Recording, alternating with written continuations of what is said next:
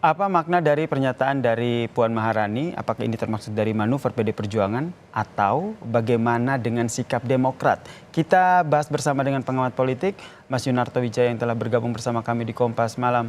Salam sehat, Mas Toto. Salam sehat, selamat malam Nih, Mas. AHY masuk dalam radar baca presnya Ganjar. Ini menurut Mas Toto sendiri, ini beneran serius atau hanya cek ombak aja nih, cek ombak politik lah, saya katakan seperti itu ke kubu sebelah.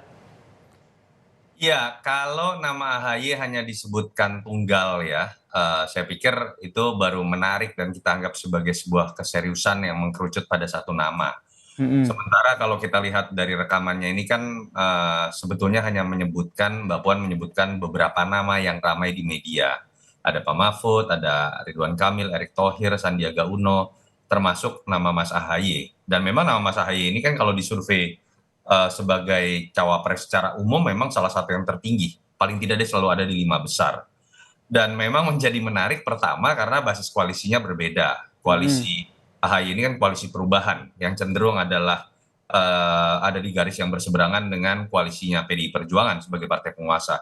Yang kedua yang lebih menarik kan adalah sebetulnya bagaimana kronologi sejarah hubungan antara PDI Perjuangan dengan Demokrat yang kita tahu seakan-akan ada dalam kutub yang sentimen historis agak sulit bertemu.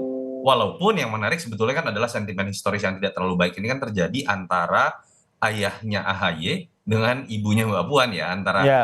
Mega dengan Pak SBY. Apa yang bisa kita lihat dari pernyataan Mbak Puan menurut saya sih, pertama kabar baiknya menurut saya adalah sentimen historis yang katakanlah bersifat negatif terjadi di politisi senior itu bagusnya diperlihatkan ternyata tidak harus terjadi di level generasi di bawahnya ya.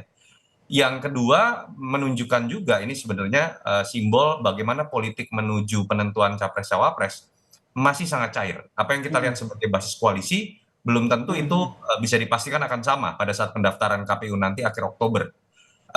Yang ketiga, ya menurut saya ini memang menunjukkan, kalau menurut saya dalam konteks internal PDI Perjuangan, Mbak Puan ingin menunjukkan bahwa PDI Perjuangan mulai cair. Karena kita tahu kritik utama dari Mm-mm. koalisi PDI Perjuangan ini adalah sikap yang cenderung sering dikatakan eksklusif dari PDI Perjuangan, Mm-mm.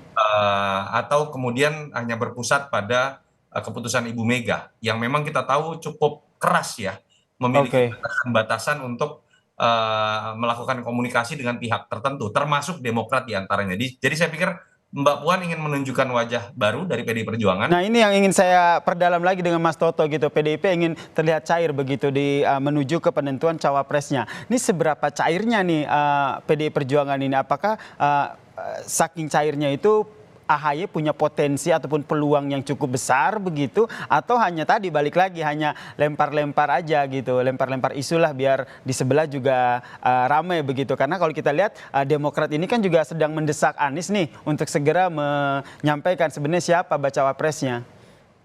Ya kalau analoginya tinju ya memang ini masih jab-jab lah, levelnya Mm-mm. belum pada uppercut atau hook gitu yang Oke. mana kencang. Tapi yang ingin ditunjukkan adalah menurut saya oleh Mbak Puan, PDI Perjuangan sekarang siap berkomunikasi dan membuka diri berkoalisi dengan siapapun tanda kutip. Mm-mm. Yang kemarin-kemarin kecenderungannya kan ada kesan seperti pasif, Mm-mm. menunggu orang yang datang karena capresnya adalah kader mereka, elektabilitasnya juga tertinggi dalam konteks partai. Saya pikir apa yang ingin ditunjukkan kemarin, dan memang kita lihat suasana cair di Rakernas ya, Mm-mm. termasuk ada kritik dari Pak Jokowi juga, otokritik terhadap PDI Perjuangan sendiri, lalu kemudian cairnya hubungan Ibu Mega dengan Pak Jokowi yang sempat digosipkan renggang Mm-mm. misalnya.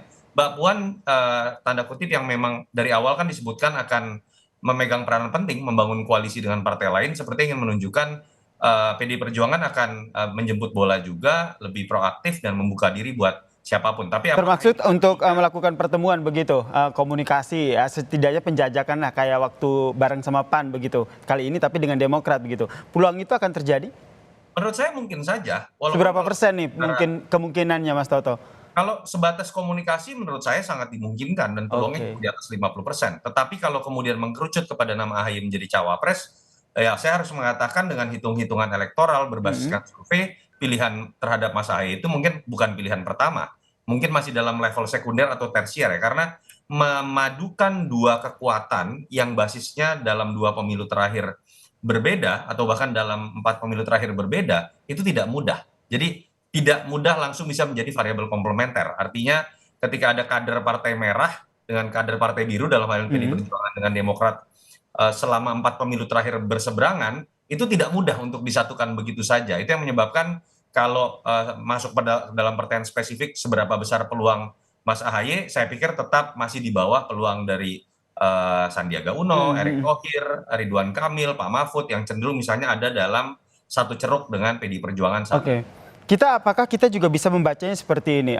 Maksud dari Puan Maharani menyampaikan sejumlah nama, salah satunya adalah AHY ini juga sebagai salah satu pancingan begitu untuk untuk melihat respons dari bacawa pres yang lain nih, seagresif apa mereka? Wah, Puan Maharani udah nyebut nama AHY nih, bahaya nih.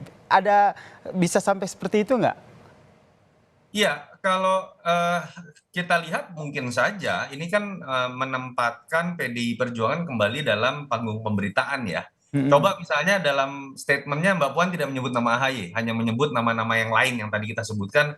Saya yakin pemberitaan tidak akan seramai ini ya. Nah, itu dia. Tujuan pertama menurut saya secara PRing Mbak Puan berhasil memancing perhatian publik. PDI Perjuangan kemudian menjadi pusat pemberitaan lagi dalam konteks pencarian cawapres. Tetapi balik lagi, kalau kemudian orang menganggap ini adalah sebuah keseriusan, mungkin iya dalam konteks komunikasi. Tetapi kalau keseriusan mengarah kepada AHY, saya pikir masih banyak variabel-variabel lain yang perlu didiskusikan dan masih menjadi faktor penghambat. Oke, terakhir Mas Toto. Mas Toto sendiri melihat PDIP sendiri sudah punya nama begitu yang dipegang dari sederet nama bacawa pres yang disampaikan oleh Puan Maharani kemarin?